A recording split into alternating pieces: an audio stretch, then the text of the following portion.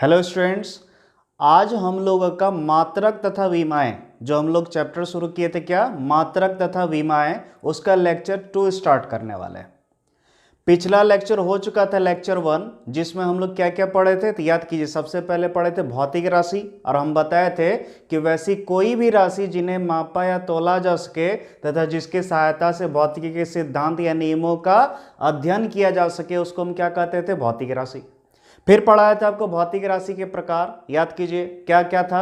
याद कीजिए ये दो प्रकार का होता था। तो सबसे पहला क्या था, मूल भौतिक राशि। दूसरा क्या होता था, व्युत्पन्न भौतिक राशि। क्लियर है। फिर हम लोग पढ़े थे, याद कीजिए थर्ड क्या पढ़े थे, तो हम लोग पढ़े थे मात्रक। क्या पढ़े थे, मात्रक। और हम बताए थे कोई भी वैसा मानक पैमाना जिसके सहायता से किसी भौतिक राशि को मापते हैं उसको क्या कहते हैं, मात्रक। और अब फिर पढ़ाए थे मात्रक की पद्धति। याद करो क्या पढ़े थे, मात्रक की पद्धति। तो उसमें हम लोग कितना पद्धति पढ़े थे, 4। तो सबसे पहला पढ़े थे क्या, एफपीएस पद्धति। फिर दूसरा पढ़े थे सीजीएस पद्धति। फिर पढ़े थे एमकेएस पद्धति। फिर हम लोग पढ़े थे एसआई पद्धति। क्लियर है। तो ये यहाँ तक हम लोग लेक्चर 1 में स्टडी किए थे, यहाँ तक पढ़ चुके थे। जो भी बच्चे इसको नहीं देखे होंगे लेक्चर 1 को, तो हम इस जगह आई बटन में एक लिंक दे देंगे लेक्चर 1 का, उस पर क्लिक कीजिएगा। लेक्चर 1 पहले देख लीजिएगा, फिर लेक्चर 2 देखिएगा। ठीक है। तो चलो आज शुरू करते हैं हम लोग लेक्चर 2, है ना। और आज जो हम लोग पढ़ने वाले हैं वो पढ़ने वाले मात्रक के प्रकार। देखिए हम लोग का हेडिंग क्या है, मात्रक के प्रकार। तो याद रखिएगा आज जो हम लोग पढ़ेंगे वो पढ़ेंगे मात्रक के प्रकार। तो चलिए देखते हैं कितने प्रकार के मात्रक होते हैं। तो सबसे पहला जो इसका प्रकार है वो है मूल मात्रक। कौन मात्रक, मूल मात्रक, जिसको इंग्लिश में कहते हैं फंडामेंटल यूनिट। क्लियर है, या फिर बेस यूनिट। क्लियर है। तो हम लोग का जो फर्स्ट हेडिंग है वो क्या है, देखिए तो मूल मात्रक। अब आपके मन में होगा सर मूल मात्रक क्या होता है, जरा समझा दीजिए। तो बहुत ही आसान है, कुछ भी दम नहीं है, समझो। तो बोलते हैं जो भी आप पढ़े थे मूल भौतिक राशि, याद कीजिए भौतिक राशि दो प्रकार का था, एक था क्या मूल भौतिक राशि, एक था व्युत्पन्न भौतिक राशि। तो मूल भौतिक राशि का जो मात्रक होता है उसी मात्रक को हम क्या कहते हैं, मूल मात्रक। यानी सिंपल सा, अगर आपसे कोई पूछ दे कि मूल मात्रक क्या है तो आप क्या बोलोगे, आसानी से बोलोगे क्या, मूल भौतिक राशि के मात्रक को मूल मात्रक कहते हैं। और हम बताए थे कि मूल भौतिक राशि जनरली कितना होता है, 7 होता है, लेकिन पहले जमाने में सिर्फ कितना होता था, 3 होता था। कौन कौन, लंबाई, द्रव्यमान और समय। लेकिन आजकल इसकी संख्या कितनी हो गई, 7 हो गई है। कौन कौन, याद करो, लंबाई, द्रव्यमान, समय, विद्युत धारा, ताप, ज्योति तीव्रता, पदार्थ की मात्रा। तो ये जो 7 मूल भौतिक राशि है इसी के मात्रक को हम क्या बोलेंगे बाबू, तो इसी को बोलेंगे हम लोग मूल मात्रक। क्या बोलेंगे, मूल मात्रक। ठीक है। जैसे हम कुछ उदाहरण दे रहे हैं अलग अलग पद्धति में मूल मात्रक का कुछ उदाहरण। ठीक है। तो देखो तो हम जो ले रहे हैं, इधर ले रहे हैं मूल भौतिक राशि। क्या ले रहे हैं बाबू, मूल भौतिक राशि। ठीक है। इसका इधर ले रहे हैं कौन, एस आई मात्रक। फिर ले रहे हैं कौन, सीजीएस मात्रक। और फिर क्या ले रहे हैं, एफपीएस मात्रक। थोड़ा दूर हो गया, सीजीएस मात्रक। और फिर क्या ले रहे हैं, एफपीएस मात्रक। क्लियर है। तो ये देखिए हम लोग लेंगे इधर मूल भौतिक राशि, उसका एसआई मात्रक, सीजीएस मात्रक और एफपीएस मात्रक। तो देखते हैं। तो हम पहले अभी थोड़ा देर पहले ही बताया क्या, मूल भौतिक राशि वैसे तो 7 होता है, लेकिन साधारणतः अगर कोई पूछ दे कि मूल भौतिक राशि पहले कितना होता था तो क्या बोलिएगा, 3। कौन कौन, लंबाई, द्रव्यमान और समय। तो चलिए उसी 3 का उदाहरण लेते हैं। तो फर्स्ट पहली वाली कौन है, लंबाई। कौन है बाबू, लंबाई। तो लंबाई जो है ये मूल भौतिक राशि है, तो इसका जो भी मात्रक होगा उसी को हम क्या बोलेंगे, मूल मात्रक। तो लंबाई का एसआई मात्रक आप जानते होंगे क्या होता है, मीटर। ठीक है। सीजीएस मात्रक क्या होता है, सेंटीमीटर। और एफपीएस मात्रक क्या होता है, फुट, या फिर बोले तो फीट। क्लियर है। तो ये जो है आपका देखिए लंबाई एक मूल भौतिक राशि हुआ और इसका एसआई मात्रक हुआ मीटर, सीजीएस मात्रक हुआ सेंटीमीटर, एफपीएस मात्रक हुआ फीट। क्लियर है? तो ये जो मीटर, सेंटीमीटर, फीट ये किसका है? तो ये लंबाई का मात्रक है, यानी मूल भौतिक राशि का मात्रक है। तो इसीलिए ये सब तीनों कहलाएगा आपका मूल मात्रक। क्या कहलाएगा? तीनों क्या कहलाएगा? मूल मात्रक। लेकिन ये एसआई पद्धति का मूल मात्रक है, ये सीजीएस का है और वो एफपीएस का। लेकिन ये है तीनों क्या? लंबाई का मूल मात्रक, या सिंपल सा बोले तो मूल मात्रक। ठीक है? तो देखो दूसरा किसका बात कर रहे हैं बाबू? तो हम लोग बात कर रहे हैं द्रव्यमान का। किसका? द्रव्यमान का। तो द्रव्यमान का जो एसआई मात्रक होता है वो होता है केजी, केजी यानी किलोग्राम। ठीक है? सीजीएस मात्रक होता है ग्राम और एफपीएस मात्रक क्या होता है? पाउंड।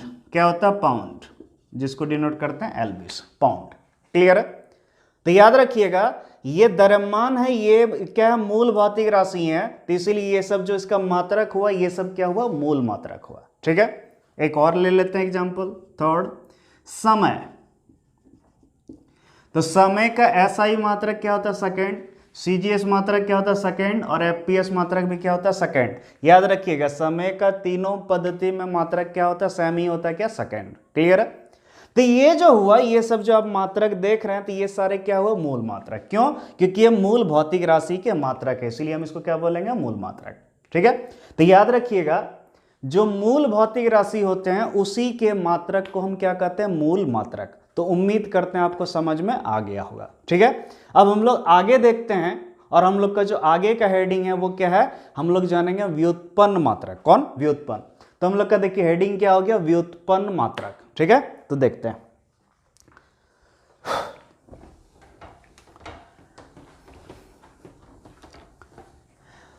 तो हम लोग पढ़ने वाले हैं व्युत्पन्न मात्रक। कौन मात्रक? व्युत्पन्न। तो सिंपल सा अगर व्युत्पन्न मात्रक का डेफिनेशन आपसे कोई पूछ दे, है ना, तो क्या बोलिएगा? आसानी से देखो, बोलेंगे व्युत्पन्न भौतिक राशि के मात्रक को। किसको? व्युत्पन्न भौतिक राशि के मात्रक को व्युत्पन्न मात्रक कहते हैं। सिंपल सा। या फिर हम इस तरह भी बोल सकते हैं वैसे मात्रक जो दो या दो से अधिक मूल मात्रक से मिलकर क्या होती हो? निर्मित होती हो, उसे हम क्या कहते हैं? व्युत्पन्न मात्रक। क्या कहते हैं? व्युत्पन्न मात्रक। जैसे समझो, उदाहरण लेते हैं सबसे पहले। तो याद कीजिए चाल जो था वो क्या था बाबू? चाल क्या था आपका? मूल भौतिक राशि। याद करो, चाल क्या था? मूल भौतिक राशि था ना? बोलिए जी नहीं, ये क्या था? व्युत्पन्न भौतिक राशि। क्यों? क्योंकि चाल बराबर फॉर्मूला था दूरी बटे समय। दूरी बटे समय, और दूरी क्या है? मूल भौतिक राशि है। समय क्या? मूल भौतिक राशि। दोनों मिल करके बना चाल, तो चाल क्या हो गया? व्युत्पन्न भौतिक राशि। तो बस इसी चाल का जो मात्रक होगा उसी को हम क्या बोलेंगे? व्युत्पन्न मात्रक। क्यों? क्योंकि चाल क्या है बाबू? तो चाल आपका क्या है? व्युत्पन्न भौतिक राशि। तो इसीलिए इसका मात्रक को हम क्या बोलेंगे? व्युत्पन्न मात्रक। जैसे ध्यान से देखो, इसका मात्रक अगर निकालें तो बोलो दूरी किस में नापते हैं? मीटर में। और समय किस में नापते हैं? सेकंड में। तो बोलो मीटर प्रति सेकंड इसका मात्रक आया। तो ये जो मीटर प्रति सेकंड है ये क्या है? व्युत्पन्न मात्रक। क्यों? क्योंकि ये व्युत्पन्न भौतिक राशि का मात्रक है, इसीलिए इसको क्या बोलेंगे? व्युत्पन्न मात्रक। या दूसरे तरीका से समझिए, बताओ ये जो मीटर प्रति सेकंड ये किससे किससे मिलके बना है? मीटर से और सेकंड से बना है। तो बोलो मीटर क्या है? ये मूल भौतिक, ये मूल मात्रक अभी थोड़ी देर पहले बोले। और सेकंड भी क्या है? ये भी मूल मात्रक है। तो ये दोनों मिल करके बना है मीटर प्रति सेकंड, तो इसीलिए ये क्या कहलाएगा? ये कहलाएगा व्युत्पन्न मात्रक। ठीक है? तो इसीलिए हम इसका डेफिनेशन बोले कि वैसे मात्रक जो दो या दो से अधिक मूल मात्रक से मिलकर निर्मित होती है उसी को हम क्या कहते हैं? व्युत्पन्न मात्रक। आसान सा चीज है। तो समझ गए व्युत्पन्न मात्रक क्या है। ठीक है? इसका कुछ उदाहरण लेते हैं, एक तो ले ही लिए, इसके अलावा भी लेते हैं। तो कुछ नहीं है, ये चैप्टर सबसे आसान है, देख ही रहा है, बहुत आसानी से समझ में आ रहा होगा। तो क्या ले रहे हैं इधर? तो इधर ले रहे हैं हम व्युत्पन्न भौतिक राशि, व्युत्पन्न भौतिक राशि, उसका एसआई मात्रक, सीजीएस मात्रक, एफपीएस मात्रक। ठीक है, तो चलिए देखते हैं। तो फर्स्ट यानी पहली वाली, चलो पहला ले रहे हैं उदाहरण किसका, बल का। किसका, बल। याद रखिएगा बल जो है ये क्या है, आपका व्युत्पन्न भौतिक राशि है। बल क्या है, व्युत्पन्न भौतिक राशि। तो इसका अगर एसआई मात्रक देखें तो एसआई मात्रक क्या होता है, न्यूटन। सीजीएस मात्रक देखें तो ये होता है डायन। ठीक है, और एफपीएस मात्रक देखें तो ये होता है पाउंडल। क्या होता है, पाउंडल। ठीक है, और हाँ एक और चीज, इसका न्यूटन भी होता है या केजी मीटर प्रति सेकंड स्क्वायर भी होता है। ठीक है, हम दोनों लिख दिए। तो याद रखिएगा ये जो बल है, कौन, बल, बल क्या है, व्युत्पन्न भौतिक राशि, और इसका ये सब क्या है, मात्रक है। तो इसीलिए ये सब क्या कहलाएगा, व्युत्पन्न मात्रक। क्यों, क्योंकि व्युत्पन्न भौतिक राशि का मात्रक है, इसीलिए हम इसको क्या बोलेंगे, व्युत्पन्न मात्रक। ठीक है, उसी तरह दूसरा ले रहे हैं हम क्या, ऊर्जा ले रहे हैं या कार्य ले रहे हैं। क्या ले रहे हैं बाबू, ऊर्जा या कार्य। तो याद रखिए ऊर्जा ले या कार्य ले दोनों सेम चीज है। ठीक है, ऊर्जा ले या कार्य ले दोनों मतलब है तो सेम चीज नहीं, लेकिन इस दोनों का मात्रक सेम होता है। ठीक है, तो चलिए देखते हैं। तो ऊर्जा या कार्य का एसआई मात्रक क्या होता है, वो जूल। क्या होता है, जूल। ठीक है, या इसी को हम लिख सकते हैं केजी मीटर स्क्वायर प्रति सेकंड स्क्वायर। ठीक है, और इसका सीजीएस मात्रक होता है क्या, अर्ग, और एफपीएस मात्रक क्या होता है, तो इसका एफपीएस मात्रक होता है फुट पाउंडल। क्या होता है, फुट पाउंडल। क्लियर है, तो ये हो गया क्या, ऊर्जा या कार्य का मात्रक। तो जरा समझो ऊर्जा या कार्य भी क्या है, व्युत्पन्न भौतिक राशि, इसलिए ये सब जो इसका मात्रक हुआ ये भी क्या हुआ, व्युत्पन्न मात्रक। ठीक है, एक और ले लेते हैं एग्जांपल, कम से कम 3 तो लेना ही चाहिए। बात कर रहे हैं शक्ति का, शक्ति यानी पावर। ठीक है, इसका जो एसआई मात्रक होता है वो होता है वाट या जूल प्रति सेकंड या केजी मीटर स्क्वायर लिख देते हैं वो भी, या क्या, केजी मीटर स्क्वायर प्रति सेकंड क्यूब। ठीक है, ये होता है, वाट बोलिए, जूल प्रति सेकंड बोलिए, या केजी मीटर स्क्वायर प्रति सेकंड क्यूब बोलिए। ये तीनों कौन है, एसआई मात्रक, किसका, शक्ति का।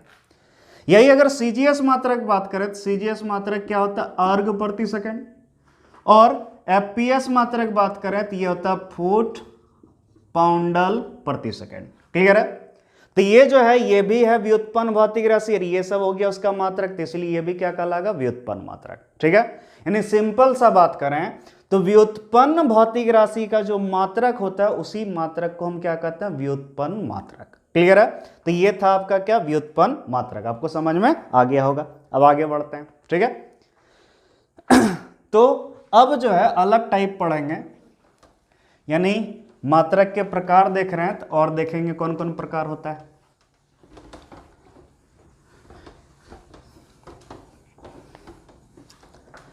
तो चलिए देखते हैं। अब जो है हम लोग का अगला हेडिंग वो क्या है, पूरक मात्रक। कौन मात्रक, पूरक। तो चलिए समझते हैं आखिर पूरक मात्रक क्या होता है। लेकिन पूरक जो है उसको समझने से पहले उसका इंग्लिश समझ लीजिए, ज्यादा आसान है। तो ये जो पूरक मात्रक है उसको इंग्लिश में कहते हैं सप्लीमेंट्री यूनिट। क्या बोलते हैं, सप्लीमेंट्री। पूरक मात्रक का इंग्लिश होता है सप्लीमेंट्री यूनिट। और सोचिए जरा सा, सप्लीमेंट्री कभी नाम सुने हैं आप लोग, बोलो, जरूर सुने होंगे। तो सप्लीमेंट्री आप लोग सुने होंगे, सप्लीमेंट्री एग्जाम सुने हैं कि नहीं, सप्लीमेंट्री या कंपार्टमेंटल भी होता है। ठीक है, तो जरा समझिए सप्लीमेंट्री क्या होता है। जैसे मान लो कोई स्टूडेंट जो है फेल कर गया, 10 का एग्जाम दिया और वो फेल कर गया, वो कुछ सब्जेक्ट में, 1-2 सब्जेक्ट में क्या कर दिया, फेल कर गया। तो उसको मन है कि हम अगला साल एग्जाम नहीं दें, हम भी क्या करें, इसी साल पास होकर के इसी साल एडमिशन ले लें। तो वो फिर जो एग्जाम देता है, रिजल्ट निकलने के बाद 1-2 महीना बाद होता है, वो क्या कहलाता है, सप्लीमेंट्री एग्जाम। और सप्लीमेंट्री एग्जाम देके वो सिर्फ जो सब्जेक्ट में फेल हुआ सिर्फ उसका या कुछ और देकर के वो पास हो जाता है, और वो हो गया आपका सप्लीमेंट्री एग्जाम। यानी उसका साल बर्बाद नहीं होता, उसी साल दे देता है। तो बोलो जो सप्लीमेंट्री एग्जाम है, क्या वो जो आप लोग जिस तरह पास किए एक ही बार में, क्या वो उसके जैसा हुआ, नहीं हुआ। वो सिर्फ क्या हुआ, बच्चा फेल हो रहा था तो उसको तकलीफ हो रहा था कि हमको 1 साल इंतजार करना पड़ेगा, तो उसको बस फुसलाने के लिए, जिसको नहीं हम लोग बोलते हैं फुसलाने, मतलब उसको बस शांत कराने के लिए कि नहीं भाई तुम भी खुश हो जाओ, तुम भी इसी बार पास हो जाओ, तो उसको सप्लीमेंट्री दिला दिया गया। तो सप्लीमेंट्री का कब जरूरत पड़ता है, जब वास्तव में वो पास नहीं हुआ तो उसको बस किसी तरह पास कराने के लिए सप्लीमेंट्री का जरूरत पड़ा। तो उसी तरह कुछ ऐसे भौतिक राशि हैं जिसका मात्रक अगर वास्तव में देखा जाए तो नहीं होना चाहिए, कोई मात्रक ही नहीं होना चाहिए, लेकिन फिर भी उसका मात्रक लिया जाता है, तो वो जो मात्रक है वही क्या है, आपका पूरक मात्रक। तब बोलिएगा सर ऐसे कैसे, सर कहां होता है सर, बताइए सर। तो चलिए बताते हैं। फर्स्ट तो पहला जो है हम ले रहे हैं क्या, कौन, क्या कौन, जिसको क्या कहते हैं, एंगल। तो जरा समझना, क्लास 10 पढ़े हो तो देखो कौन क्या है समझो, आप जानते होंगे लेकिन फिर भी। मान लो ये क्या है, एक वृत्त है, ये वृत्त का क्या है, केंद्र है, और कोई मान लो ए से चल के, कहां से, ए से चल के बी तक पहुंचा, यहां से यहां, ए से बी। तो बोलो ये जो है, ये इसका क्या हुआ, प्रारंभिक स्थिति, और ये क्या हुआ, अंतिम स्थिति हुआ ना, ये प्रारंभिक या अंतिम। तो बोलो प्रारंभिक स्थिति और अंतिम स्थिति के बीच देख रहे हो यहाँ कुछ बन रहा है, तो ये जो बन रहा है इसी को कहते हैं कोण, यानी थीटा से नापते हैं जनरली, उसको सिंबल क्या होता है, थीटा जनरली, ठीक है। तो याद रखिए ये जो है इसका त्रिज्या हुआ आर, और ये भी आर, चूंकि त्रिज्या ही है, ठीक है। और ये जो यहां से यहां बना है इसको कहते हैं चाप, जिसको क्या किससे दर्शा रहे हैं, एस से। बहुत बुक में एल से भी लिख देता है, लेकिन हम किससे ले रहे हैं, एस से। तो ये जो बन रहा है बाबू ये है कोण। और आप लोग क्लास में पढ़े होंगे 10 क्लास में, क्या, कोण बराबर चाप बटे त्रिज्या। क्या पढ़े, कोण बराबर चाप बटे त्रिज्या। अगर इसको संकेत में लिखें, कोण मतलब क्या हुआ, थीटा, बराबर चाप, चाप यानी यहां से यहां तक का दूरी यानी एस, और त्रिज्या यानी कितना, आर। तो ये हुआ फॉर्मूला, क्या हुआ, कोण बराबर चाप बटे त्रिज्या यानी theta equal to S by R. अगर सही में इसका मात्रक निकालें, जरा ध्यान से देखिए, इसका मात्रक निकाल रहे हैं, ठीक है। तो सही में इसका अगर हम मात्रक निकालें तो बोलो ये क्या है, चाप है, चाप मतलब यहां से यहां तक का दूरी, और दूरी किस में नापते हैं, मीटर में, क्लियर है। और आर मतलब त्रिज्या, त्रिज्या मतलब यहां से यहां तक का दूरी, तो ये भी दूरी है तो इसको भी नापेंगे किस में, मीटर में। तो मीटर से मीटर कट गया, बोलो कोई मात्रक बचा, नहीं बचा। तो वास्तव में देखा जाए तो कोण का कोई मात्रक है ही नहीं, ये मान लो मात्रक के मामले में बेचारा ही फेल हो गया। अब क्या हुआ, ये रोने लगा कि नहीं नहीं हमको भी मात्रक चाहिए, हमारा मात्रक क्यों नहीं है, हमको भी दो मात्रक दो, मात्रक दो, पूरा बोलने लगा। तब जो है वैज्ञानिक लोग इसको फुसलाने के लिए, बहकाने के लिए, लो भाई तुम भी शांत हो जाओ, तब जो है इसको बोला ठीक है तुमको नापेंगे आज से किस में, रेडियन में, किस में, रेडियन में। तो याद रखिए ये जो रेडियन है, आप जानते होंगे कौन किस में नापा जाता है, रेडियन में। तो ये जो रेडियन है ये है पूरक मात्रक, कौन है, पूरक मात्रक। तो ये जो कोण का मात्रक है रेडियन, तो रेडियन क्या है, पूरक मात्रक। पूरक मात्रक क्यों है आपको समझ में अब आ गया होगा। तो याद रखिएगा कुछ ऐसे मात्रक भी होते हैं जो वास्तव में होना नहीं चाहिए था लेकिन फिर भी उसको लिया गया है, तो वही क्या है, पूरक मात्रक। उसी तरह कोण का जो मात्रक है रेडियन, ये एक पूरक मात्रक है। समझ में आया। तो आपके मन में होगा सर क्या एक ही पूरक मात्रक होता है, जी नहीं, एक और है, ठीक है। एक और पूरक मात्रक है, और वो किसका, ठोस कोण का। किसका, ठोस कोण। तो समझते हैं ठोस कोण कैसे। इसको मिटा देते हैं, समझ में तो आ ही गया होगा।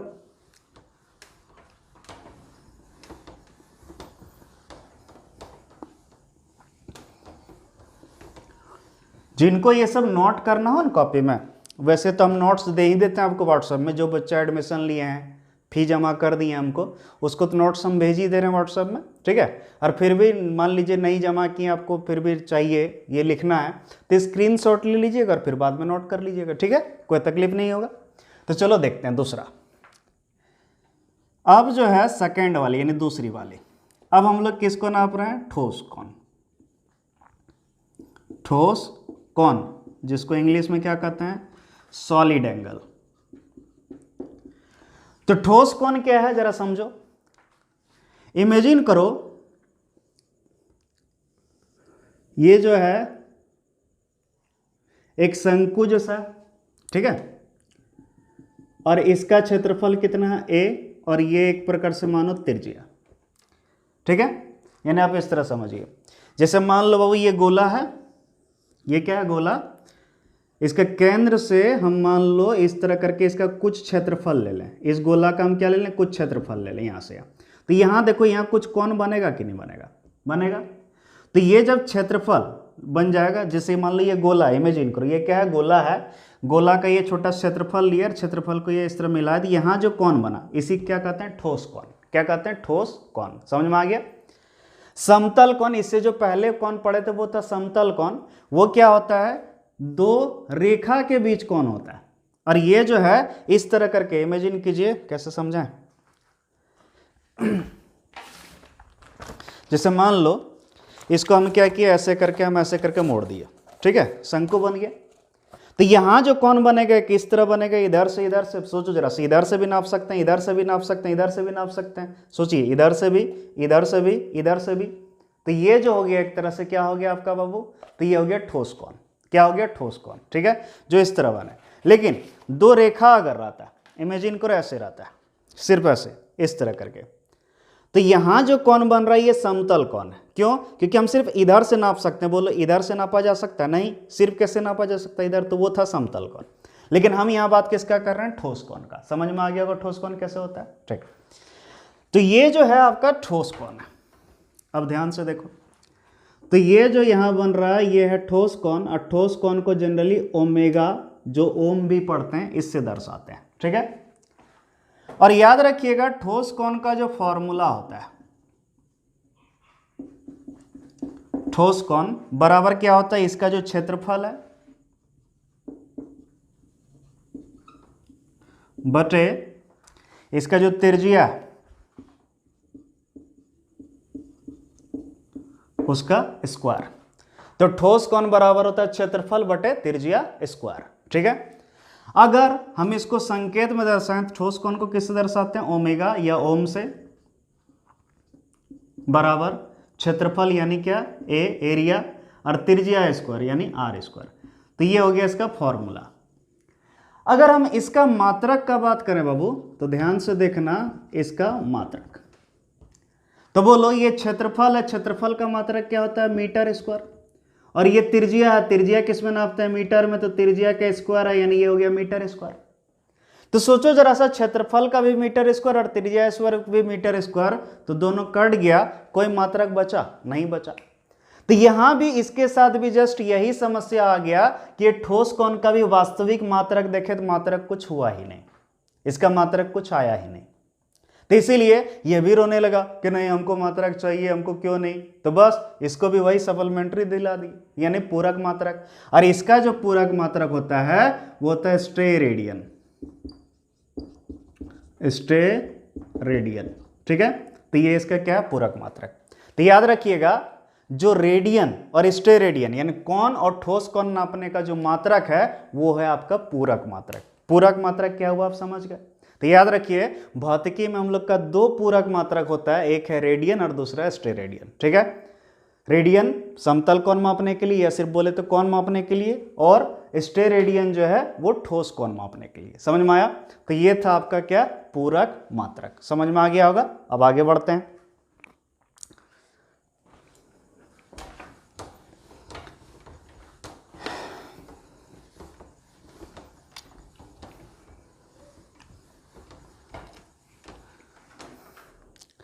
अब जो हम लोग का हेडिंग है क्या, अनुपयुक्त मात्रक।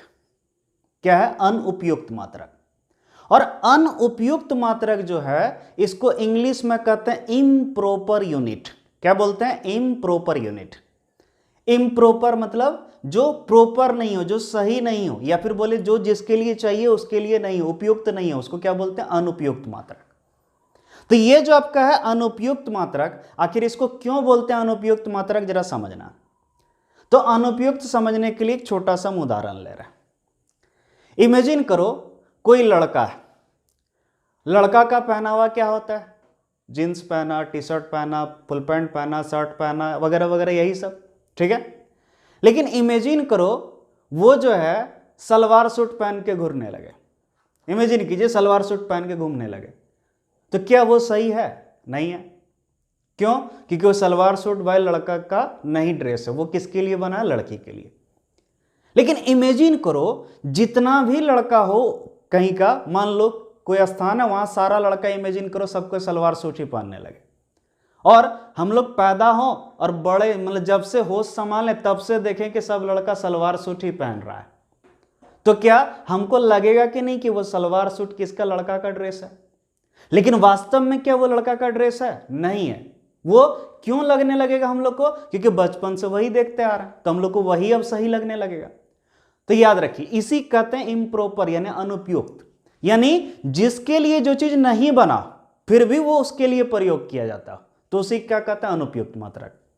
जैसे एक छोटा सा उदाहरण लेते हैं, बोलो अगर हम आपसे पूछें कि आपका वजन कितना है, बताओ आपका वजन कितना है, तो फटाक से आप लोग जवाब दीजिएगा क्या? सर 40 केजी, सर 50 केजी, इस तरह करके बोलने लगे। तो सोचिए जरा सा, हम आपसे पूछे क्या? वजन, जरा समझना, क्या पूछे? वजन। और वजन पूछे तो कोई बच्चा बोला कितना? 40 केजी, कोई बच्चा बोला कितना? 50 केजी, इस तरह। यानी वजन को किस में नाप रहा? केजी में। जबकि आपको मालूम होना चाहिए केजी जो है द्रव्यमान का मात्रक है, वजन का नहीं। किसी का वजन जो होता है वो क्या होता है समझना, वजन यानी वेट, तो उसका द्रव्यमान इंटू जी, डब्ल्यू बराबर होता है एम जी, वजन का फॉर्मूला डब्ल्यू बराबर एम जी। और ये एक प्रकार से क्या है? ये एक बल है। ये क्या है? बल। वजन जो है क्या है? एक बल है। और बल का सही मात्रक क्या होना चाहिए? न्यूटन। क्या होना चाहिए? न्यूटन। लेकिन हम नाप किस में रहे हैं? केजी में। किस में नाप रहे हैं? केजी में। क्यों? क्योंकि बचपन से हम लोग को आदत हो गया है किसमें? केजी में मापने का। न्यूटन में हम लोग नहीं बोलते हैं, केजी में ही बोलते हैं। तो बोलो यहां पर सोचो, वजन मापने के लिए प्रयोग कर रहे हैं केजी, जबकि वजन बल है और बल का मात्रक क्या होना चाहिए? न्यूटन, लेकिन फिर भी यूज कर रहे हैं केजी, फिर भी हम लोग को सही लग रहा है। क्यों? क्योंकि बचपन से इसी का प्रयोग करते आ रहा है। तो इसीलिए ये जो केजी है ये वजन के लिए अनुपयुक्त मात्रक है। किसके लिए है? वजन के लिए क्या है? अनुपयुक्त मात्रक है, क्योंकि ये सही नहीं है। सही मात्रक क्या होना चाहिए? न्यूटन। यही कोई बच्चा अगर न्यूटन में बोलता, हम पूछते कि भाई कितना वजन है, कोई न्यूटन में बोल देता तो आप लोग हंसने लगता, आप लोग सोचते ऐसे कैसे हो सकता है। क्यों? क्योंकि आदत हो गया, बचपन से सुनते सुनते आदत हो गया है कि वजन किस में नापा जाता है? केजी में। वजन किस में? केजी में। तो बस आदत हो गया बस, लेकिन ये सही नहीं है, गलत है। इसीलिए जो केजी वजन के लिए उपयोग हो रहा है, तो केजी जो है वजन का कौन है? अनुपयुक्त मात्रक है। क्लियर है? तो समझ गए होंगे अनुपयुक्त मात्रक क्या होता है। अनुपयुक्त मात्रक यानी वैसा मात्रक जिसका प्रकृति उसको जिस भौतिक राशि के लिए प्रयोग में ला रहे हैं उसके प्रकृति के समान नहीं हो, अलग अलग प्रकृति का, लेकिन फिर भी प्रयोग में ला रहे हो, तो उसको क्या बोलते हैं? अनुपयुक्त मात्रक। समझ में आया? तो ये था आपका क्या? अनुपयुक्त मात्रक। अब आगे देखते हैं।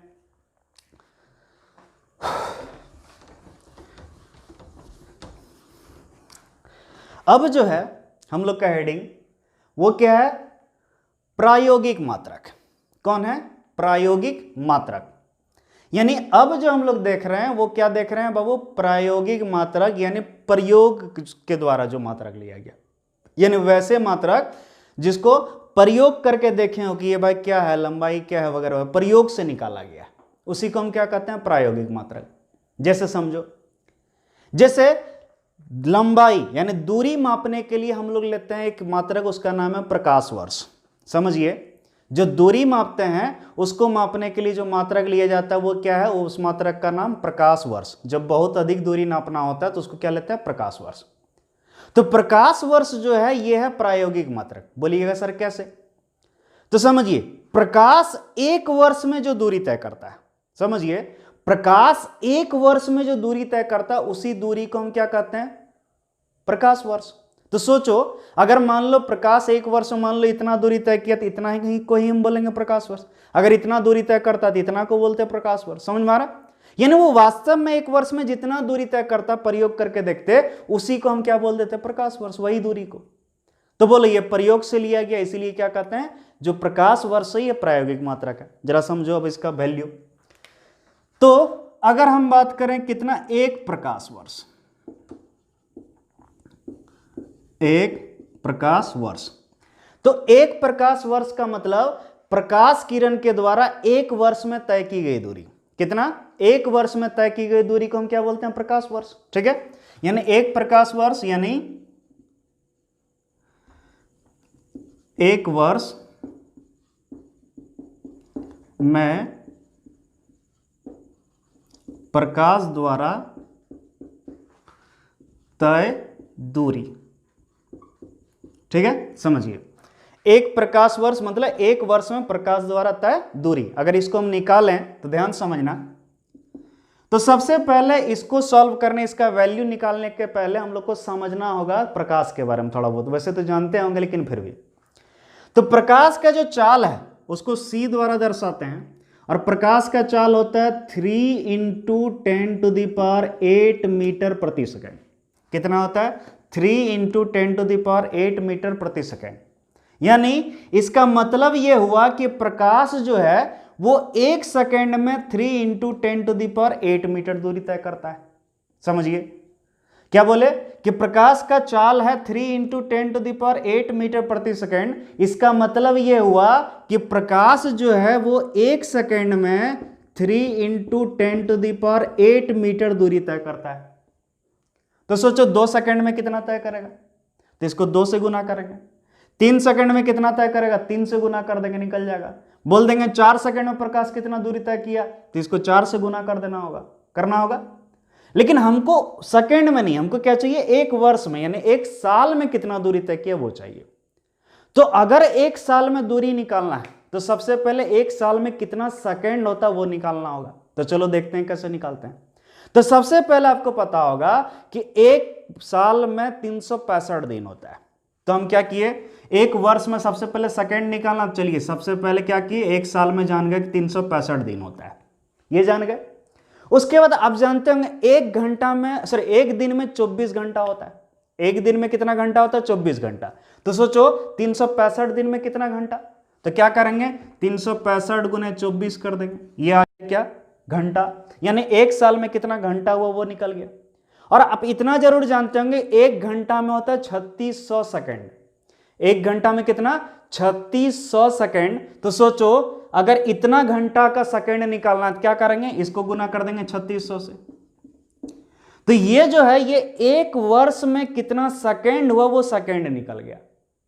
और अगर हम दूरी निकाल लेना चाहें तो हम बोले 1 सेकेंड में इतना दूरी तय करता है। तो सोचो 2 सेकेंड का अगर निकालना रहता तो क्या कर देते, 2 × 3 × 10⁸ मीटर प्रति सेकेंड, है ना, यानी मीटर। तो 2 सेकेंड का निकालना होता है इतना, 3 सेकेंड का निकालना होता है 3 गुने इतना, 4 सेकेंड का 4 गुने इतना। तो उसी तरह इतना सेकेंड का निकालना तो क्या करेंगे, इतना गुने 3 × 10⁸ क्या? मीटर। तो अगर इसको गुना करोगे, इसको तीनों को और इसको, ये सबको गुना कीजिए, देखिए आएगा कितना, 94608,000 इतना आ जाएगा, इंटू 10⁸ मीटर। ये क्या निकला, ये 1 प्रकाश वर्ष यानी 1 वर्ष में प्रकाश के द्वारा तय की गई दूरी निकला। कितना? 94608,000 इंटू 10⁸ मीटर। अब एक और चीज समझना, बचपन से एक चीज जरूर पढ़ते आ रहे होगे, जैसे मान लो 2, 3, 4 है, 2, 3, 4 है, तो यहां पर पॉइंट है कहीं पर? नहीं है। लेकिन आपको पता है कि पॉइंट जब नहीं दिखे कहीं तो इसका मतलब लास्ट में यहां पॉइंट होता है, मालूम होना चाहिए। तो सोचो अगर हम इस पॉइंट को यहां कर दें, समझना, इसको ऐसे लिख दे 2.34 लिख दें, यहां नहीं दिखाना चाहिए पॉइंट। इमेजिन करो यहां पॉइंट है, यहां से यहां लेगा तो कितना अंक लेगा? 2 अंक। देखो यहां से यहां 1, 2, यहां लाए, यहां ले आए तो 2 अंक। 3 2 होता है कितना? 10⁻2 +2। जितना अंक इधर लाएंगे पॉइंट को उतना 10 पर पावर हो जाएगा। तो सोचो कहीं नहीं है पॉइंट तो यहां है, कहां? यहां। तो सोचो जरा सा, अगर हम इसको ऐसे लिख दें, इमेजिन करो ऐसे लिख दें 9.4608,000, समझना। तो पॉइंट हम कहां किए? यहां से यहां ले गए, कितना अंक ले गए? 1 2 3 4 5 6 7 7 अंक ले गए। तो क्या इंटू 10⁷ करेंगे? करेंगे कि नहीं करेंगे? करेंगे। क्यों? क्योंकि अभी सीखा है 2 अंक लाए तो 10 पर पावर 2 लाए, उसी तरह 7 अंक ले गए 10 पर पावर 7, ये हो गया। इंटू ये तो है ही 10 पर कितना 8 मीटर। तो क्या हम इसको ऐसे लिख सकते हैं, जरा समझना, 9.46, क्यों, क्योंकि इधर इतना लंबा क्या करेंगे, पॉइंट के बाद 2 अंक लिख लेंगे काफी है, ठीक है। 9.46 इंटू इसको गुना करेंगे, 7 और 8 पावर गुना में जुड़ जाता है, तो बोलो कितना, 7 8 15, यानी 10 पर पावर 15 मीटर। यानी निकल गया कि एक प्रकाश वर्ष में कितना दूरी होता है, 9.46 इंटू 10⁻15 मीटर। आया। तो बोलो ये क्या है, प्रायोगिक मात्रक हुआ। क्यों, क्योंकि प्रकाश वास्तव में जितना दूरी तय किया उसी को प्रयोग विधि से निकाल लिए, ये निकल गया। तो इसलिए ये क्या है आपका प्रायोगिक मात्रक, ठीक है। तो समझ गया प्रायोगिक मात्रक क्या होता है, प्रकाश वर्ष भी क्या है, एक प्रायोगिक मात्रक है। समझ में आया। अब आगे देखते हैं। तो बोलिएगा सर क्या एक ही है, जी नहीं, ये सिर्फ यही नहीं है, और भी होता है, खगोलीय मात्रक होता है, पारसेक होता है ना, ये सब क्या है आपका प्रायोगिक मात्रक है। उसी में एक और प्रायोगिक मात्रक है, वो क्या है, अश्व शक्ति। अश्व शक्ति, जिसको इंग्लिश में कहते हैं हॉर्स पावर। क्या कहते हैं, हॉर्स पावर। और आप बचपन में पढ़े होंगे कि 1 हॉर्स पावर बराबर कितना, 746 वाट। कितना, 746 वाट। और आपको पता होना चाहिए ये जो अश्व शक्ति है यानी हॉर्स पावर है, ये शक्ति मापने का मात्रक है। किसका, शक्ति। और ये भी क्या है, एक प्रायोगिक मात्रक है। क्यों, क्योंकि एक अश्व शक्ति, अश्व मतलब होता है घोड़ा, तो एक घोड़ा का शक्ति जितना होता है तो वो लगभग सामान्यतः कितना शक्ति होता है, 746 वाट। तो उसी के शक्ति को क्या बोल दिया गया, अश्व शक्ति। समझ में आया। तो याद रखिए अश्व शक्ति भी क्या है, ये एक प्रायोगिक मात्रक है। समझ में आया। तो ये क्या था आपका बाबू, अश्व शक्ति। उम्मीद करते हैं ये समझ में आ गया होगा। तो ये था आपका क्या, मात्रक के प्रकार। तो आप क्या क्या जान गए मात्रक के प्रकार, बोलिए कितना प्रकार जाने। तो सबसे पहले जाने मूल मात्रक, फिर क्या जाने व्युत्पन्न मात्रक, फिर क्या जाने पूरक मात्रक, फिर क्या जाने अनुपयुक्त मात्रक, और पांचवा क्या जाने प्रायोगिक मात्रक। तो ये 5 प्रकार जो होता था वो हम बता दिए। क्लियर है। अब थोड़ा और आगे बढ़ते हैं इससे। इसको चाहें तो स्क्रीनशॉट ले सकते हैं और बाद में कॉपी में नोट कर सकते हैं, समझ में तो आ ही गया होगा। ठीक है, आगे देखते हैं।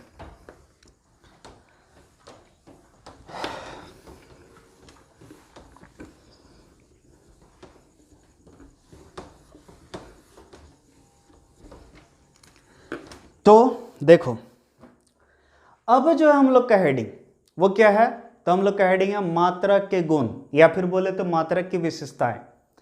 यानी जो हम लोग मात्रक चुनते हैं, कोई भी भौतिक राशि को नापने के लिए जो मात्रक चुनते हैं, तो क्या ऐसे मनते से किसी को भी उठा लेंगे क्या, नहीं ना।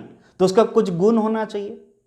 जैसे इमेजिन करो आप ही लोग कोई चीज ढूंढते हैं सिंपल सा, जैसे मान लो आप ही को एक मोबाइल ही खरीदना है, तो मोबाइल जाते हैं ऐसे सिंपल सा बोलते हैं मोबाइल दीजिए, कोई भी मोबाइल देता है उठा के चल देते हैं क्या, नहीं ना।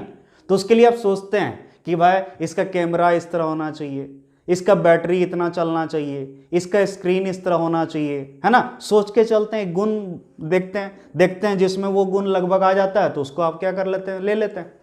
तो उसी तरह करके मात्रक भी चुनने के लिए उसके बारे में कुछ सोचना पड़ता है, ध्यान रखना होता है, यानी उसका विशेषता और कुछ गुण का ध्यान रखना होता है। तो वही देखते हैं कौन कौन सा गुण है। ठीक है, तो चलिए देखते हैं। तो हम लोग का हेडिंग क्या है, मात्रक की विशेषताएं या मात्रक के गुण। ठीक है, तो देखो, तो सबसे पहला जो गुण होना चाहिए मात्रक का, तो मात्रक हम लोग को ऐसा लेना चाहिए जो सुपरिभाषित हो। क्या हो, सुपरिभाषित। तो बोलिएगा सर सुपरिभाषित मतलब क्या होता है। तो सुपरिभाषित यानी वैसा मात्रक जिसका परिभाषा अच्छे से दिया गया, ताकि मान लो कभी हम किसी को समझाएं कि भाई ये जो है लंबाई का मात्रक मीटर होता है, तो बोलिएगा सर ये मीटर क्या होता है।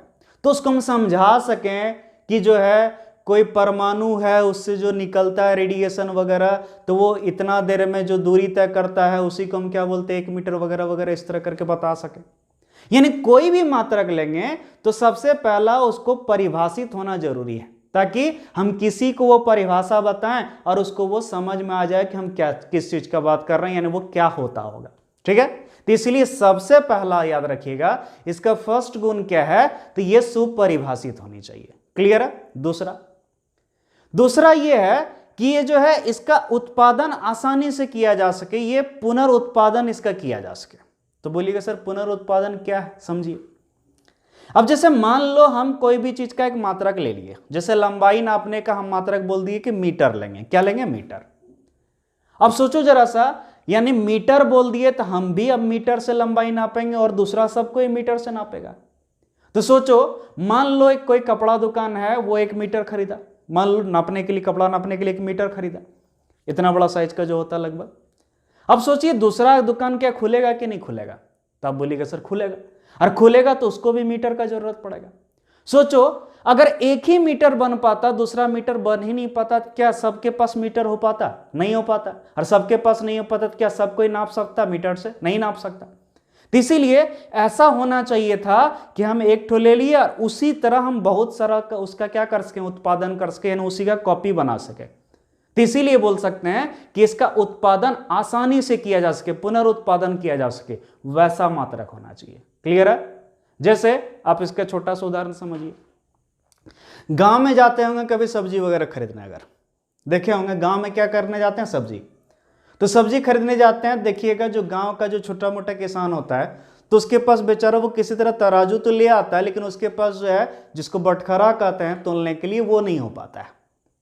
तो वो क्या करता है, कोई ईटा पत्थर को, छोटा सा पत्थर ले लिया, उसको रख दिया, उसी को आधा केजी 1 केजी इस तरह मान लेता है, और वो लगभग होता भी है सही उतना। लेकिन इमेजिन करो, सोचो जरा सा, जो 1 केजी वाला जो बटखरा होता है, ठीक है, अगर वो नहीं बनता, इमेजिन करो सब किसी को वही पत्थर से ही नापना होता। तो सोचो एक किसान मान लो एक पत्थर ले लिया उस तरह का, अब सोचो जरा सा बहुत सारा किसान है, सबको सब्जी बेचना है और सबको उतने बड़ा चाहिए पत्थर, वैसा ही चाहिए, तो क्या वो बना पाएगा जल्दी आसानी से, नहीं ना। तो होगा क्या, बेचारा एक पत्थर कहीं से चुन के लाया, फिर दूसरा उतने बड़ा उतना ही भारी पत्थर चुनने में, खोजने में हालत खराब हो जाएगा। तो क्या उसका उत्पादन आसानी से हो सका, नहीं हो सका। तो इसीलिए वो सही मात्रक नहीं है। इसीलिए हम लोग नहीं देखे होंगे कि जाकर के सब्जी लोग बोलते हैं 2 पत्थर सब्जी दे दी, 2 पत्थर भिंडी दे दीजिए, 2 पत्थर आलू दे दीजिए, ऐसा बोले नहीं। क्यों? क्योंकि पत्थर जो यूज कर रहे हैं वो सही मात्रक नहीं है। लेकिन इमेजिन करो जो किलो यूज करता है, जो बटखरा, तो आप देखिएगा इस सब्जी वाला के पास 1 केजी जिस साइज का, तो उसी तरह दूसरे सब्जी वाला के पास भी होगा, तीसरे के पास भी होगा, चौथे के पास भी होगा, कहीं चल जाइए वैसा होगा। तो इसीलिए क्यों ऐसा हो सका, क्योंकि इसका पुनः उत्पादन आसानी से क्यों हो सका। तो इसीलिए याद रखिएगा, ये जो है पुनः उत्पादन क्षमता इसका होना चाहिए, इसको फिर से उत्पादन कर सके, ठीक है, बार बार जितना बार चाहे इस तरह का बना सके। तो इसीलिए दूसरा गुण ये होना चाहिए। तीसरा गुण ये होना चाहिए कि इसको समय के साथ, स्थान के साथ, दाब के साथ, ताप के साथ परिवर्तित नहीं होना चाहिए। तो बोलिएगा सर ये क्या है, ये क्या बोल दिए, तो समझिए इसका छोटा सा उदाहरण। जैसे मान लो हम लंबाई नापने के लिए जो लेते हैं मीटर लेते हैं, ठीक है, लंबाई नापने का जो मात्रक है वो क्या है, मीटर है। अब जैसे मान लो हम यहां देवघर में रहते हैं और मेरे भैया है जो मुंबई में रहते हैं मान लीजिए, और वो आने वाले हैं। तो हम क्या हुआ, एक बार देवघर में कपड़ा खरीदे थे, अपना शर्ट बनवाने के लिए कपड़ा खरीदे थे, तो वो मान लो 2 मीटर कपड़ा लगा था, कितना, 2 मीटर। तो हम अपने भैया को फोन किए कि भैया आप आ रहे हैं तो मेरे लिए शर्ट का कपड़ा ले आइएगा। तो भैया हमसे पूछेंगे कितना लाना है, तो हम बोलेंगे भैया को, भैया 2 मीटर ले लीजिएगा, हम यहाँ 2 मीटर खरीदे थे तो मेरा शर्ट बन गया था, आप 2 मीटर ले आइएगा। और इमेजिन करो यहां का जो देवघर का जो दुकानदार है उसका मीटर का साइज इतना बड़ा है, और जो मुंबई वाला है वहां का मीटर का साइज मान लो इतने बड़ा है। तो सोचो जरा सा, हम 2 मीटर बोले तो क्या भैया तो 2 मीटर वहां से ले आएंगे, वहां मुंबई वाला साइज से लाएंगे, तो क्या मेरा शर्ट बनेगा, नहीं बनेगा। क्यों नहीं बना, यहां किसका गलती था, बोलो भैया गलती था, नहीं ना, मेरा गलती था, नहीं, हम भी सही बोले, वो भी सही लाए। तो गलती यहां किसका था, वो मात्रक का। क्यों? क्योंकि देवघर में इतना बड़ा मीटर यूज करता था और वहां इतना यूज करने लगा। क्यों? क्योंकि स्थान के साथ बदल गया। तो बोलो गलती हुआ कि नहीं, बहुत बड़ा टेंशन हो गया कि नहीं, हो गया। तो बोलो हम चाहेंगे ऐसा टेंशन हो, नहीं। तो इसीलिए वैज्ञानिक लोग बोला कि जहां कहीं भी होगा, कोई भी स्थान में, चाहे दिल्ली चल जाओ, मुंबई चल जाओ, देवघर आ जाओ, पटना चल जाओ, है ना, चाहे अमेरिका चल जाओ, सबका मीटर का साइज इतने बड़ा होगा, मान लो सबका बराबर होगा। तो बोलो यह स्थान के साथ नहीं बदलेगा, कहीं पर हर स्थान पर एक ही रहेगा, तो क्या कोई तकलीफ होगा, नहीं होगा। लेकिन अगर स्थान के साथ बदल जाता, देवघर में अलग रहता साइज, है ना, मुंबई में अलग रहता, तो क्या दिक्कत होता है कि नहीं होता। तो इसीलिए मात्रक ऐसा होना चाहिए जो स्थान के साथ नहीं बदले।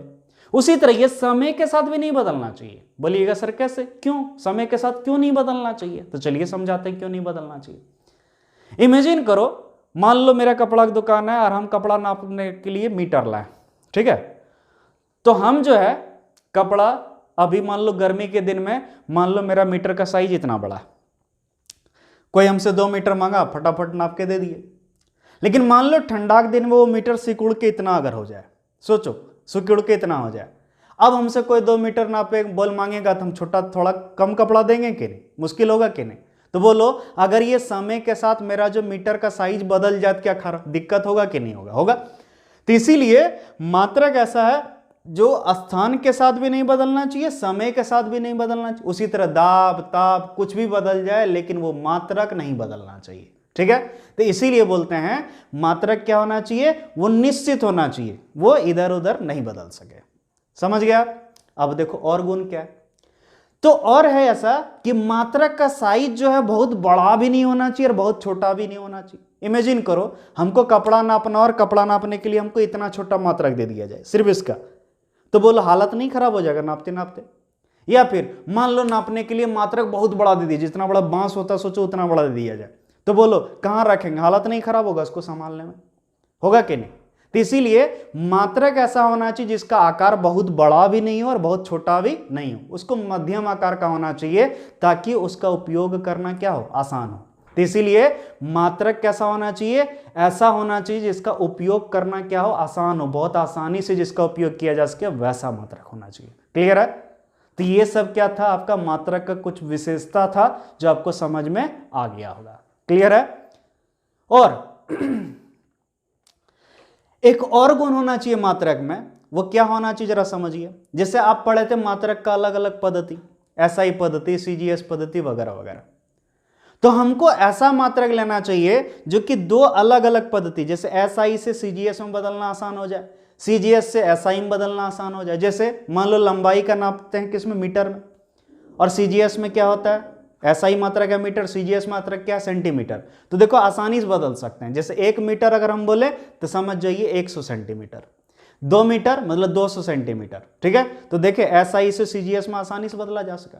तो इसीलिए मात्रक ऐसा होना चाहिए जो कि एक पद्धति से दूसरे पद्धति में कन्वर्ट करना, बदलना बहुत आसान होना चाहिए। तो ये सब कुछ गुण है किसका? मात्रक का। अगर ये सारा गुण रहेगा तो वो जो है मानक मात्रक कहलाएगा, यानी सबसे अच्छा मात्रक कहलाएगा और उसको हर कोई मानेगा। क्लियर है? तो आज के लेक्चर में इतना ही। उम्मीद करते हैं जो पढ़ा है आपको समझ में आ गया होगा, ठीक है। और नोट्स आपके व्हाट्सएप में भेज देंगे, जिनका फी पेड हो गया है, ठीक है, उसके व्हाट्सएप में नोट्स चला जाएगा, इसीलिए आपको टेंशन नहीं लेना है, ठीक है। तो चलिए आज इतना ही, थैंक यू।